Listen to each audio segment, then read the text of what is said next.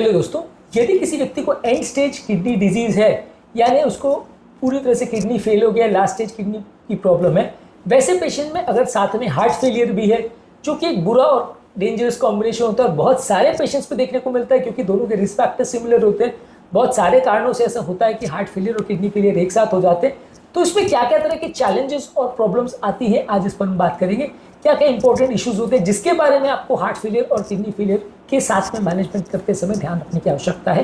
ये सारी चीज़ों पर ध्यान देने की आवश्यकता इसलिए है और टॉपिक को डिस्कस करने की आवश्यकता इसलिए है ताकि आपको पता रहे कि हार्ट फेलियर और किडनी फेलियर काफ़ी कॉमनली साथ में आते हैं, और आते हैं तो बहुत सारी मुसीबतों का पिटारा लेके आते हैं, जिसके बारे में यदि ध्यान नहीं रखा जाए तो ये जानलेवा हो सकता है।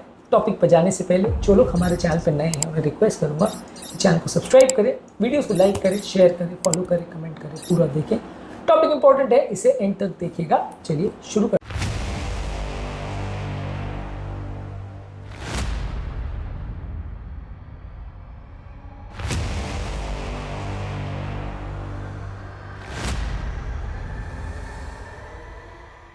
हार्ट फेलियर के पेशेंट्स में अक्सर फ्लूइड मैनेजमेंट संबंधित प्रॉब्लम्स आती है। कई बार बॉडी के वॉल्यूम को प्रॉपर्ली मेंटेन करना बड़ा मुश्किल होता है। कई बार बॉडी में पानी बहुत ज़्यादा भर जाता है, क्योंकि नॉर्मली हार्ट फेलियर में वैसे भी पानी बहुत ज़्यादा भर जाता है। यदि किडनी भी बराबर काम नहीं कर रही तो पानी और ज़्यादा भर सकता है, जिसकी वजह से लंग्स में कंजेशन हो जाता है। और कई बार शरीर के अंदर या नलियों के अंदर जो पानी है वो कम हो जाता है, नलियों के बाहर पानी है वो ज़्यादा भर जाता है। तो ये अपने आप में एक चैलेंजिंग इशू होता है, क्योंकि नॉर्मली जब हार्ट सही से काम कर रहा होता है और किडनी सही से काम कर रही होती है, ये एक्स्ट्रा पानी को निकालने का काम किडनी करती है। हार्ट अपने हाई प्रेशर से सारा एक्स्ट्रा पानी को किडनी के थ्रू फोर्स आउट करता है और इजीली ये पानी निकाल दिया जाता है। लेकिन जब दोनों ही सही से काम नहीं कर रहे हैं तो ये पानी ज़्यादा भर जाता है, जिसको मैनेज करना थोड़ा मुश्किल होता है।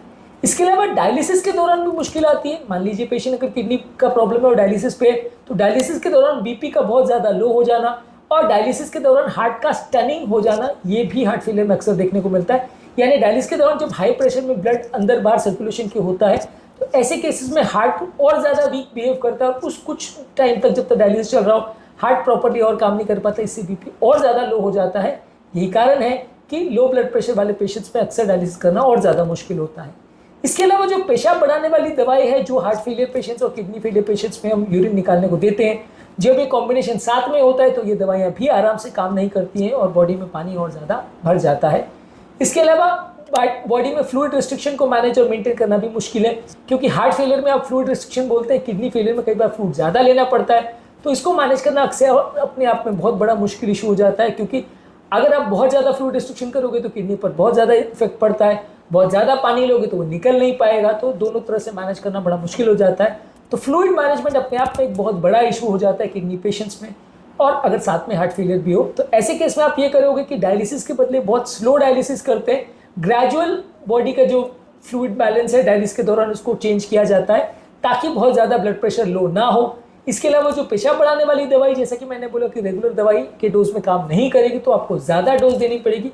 यानी मान लीजिए रेगुलर व्यक्ति को आप 10 मिलीग्राम दे रहे हो, तो हार्ट फेलियर और किडनी फेलियर साथ में हो तो 40 मिलीग्राम 50 मिलीग्राम या ज़्यादा डोज देना पड़ेगा, ताकि वो दवाइयाँ इफेक्टिव हो सके।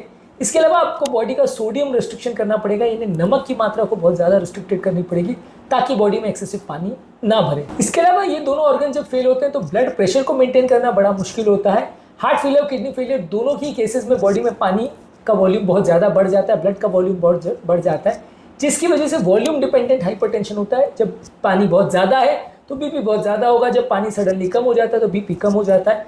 इसकी वजह से सारा ट्रीटमेंट मैनेज करना बड़ा मुश्किल हो जाता है। इसके अलावा जब ये दोनों ऑर्गन साथ में फेल होते हैं तो कई दवाइयों के ऑप्शंस भी कम हो जाते हैं। बहुत सारी हार्ट फेलियर की मेडिसिन जैसे कि एसी इनहिबिटर्स, एआरबीज और स्पाइनोलैक्टोन, जो कि हार्ट फेलियर में बहुत कॉमनली यूज़ की जाने वाली दवाएं, बहुत इफेक्टिव दवा भी हैं, ये किडनी फेलियर पेशेंट्स को नहीं दी जा सकती हैं। इसकी वजह से कई बार किडनी फेलियर पेशेंट में दिया जाता है तो पोटेशियम लेवल्स बहुत बढ़ सकता है, बीपी लो ज़्यादा हो सकता है।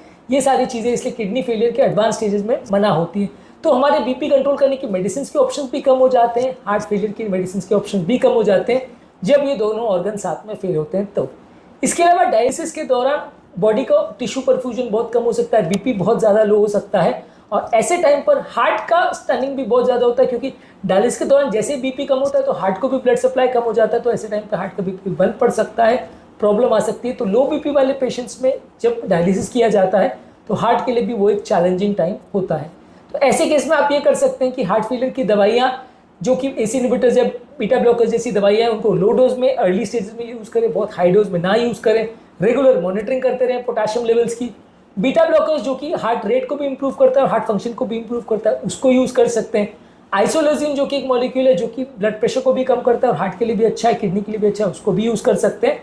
और पेशेंट का वेट मॉनिटरिंग रेगुलर बेस पे करते रहिए, देखने के लिए कि बॉडी में वॉल्यूम कम ज़्यादा तो नहीं हो रहा है। इसके अलावा किडनी फेलियर वाले पेशेंट्स में बॉडी में खून की भी कमी हो जाती है, जिससे कई बार हार्ट फेलियर में और वर्सनिंग हो जाती है।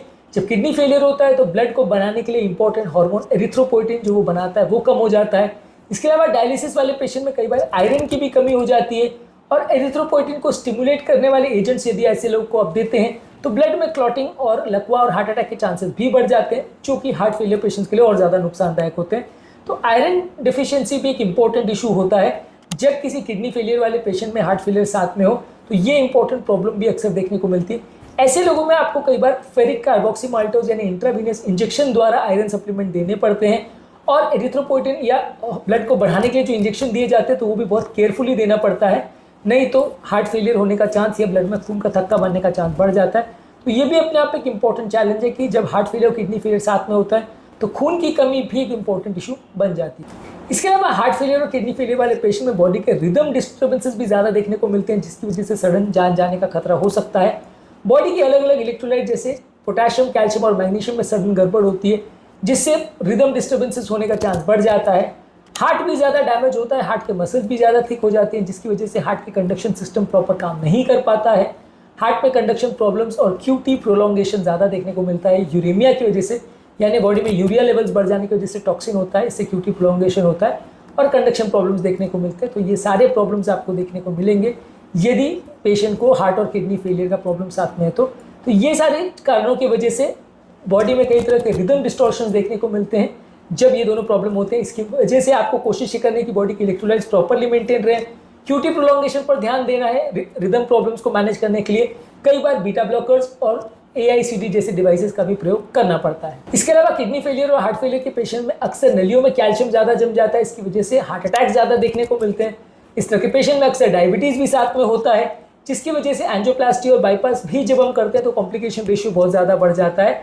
इस तरह के पेशेंट में आपको काफ़ी बार खून पतला करने की दवा, कोलेस्ट्रॉल कम करने की दवा देनी पड़ती है और जब ज़रूरी हो और क्रिएटिनिन लेवल सपोर्ट करे तभी आप एंजियोग्राफी करते हो, क्योंकि एंजियोग्राफी के दौरान भी यूज़ किया जाने वाला जो डाई है वो हार्ट और किडनी दोनों को नुकसान पहुंचा सकता है। तो ऐसे केस में और ज़्यादा सावधानीपूर्वक आपको उसका प्रयोग करना चाहिए। हार्ट फेलियर और किडनी फेलियर जब साथ में होते हैं तो दोनों के लिए यूज़ की जाने वाली चाहे BP की दवा हो चाहे हार्ट फेलियर की दवा हो, इसको यूज़ करने के ऑप्शंस कम हो जाते हैं।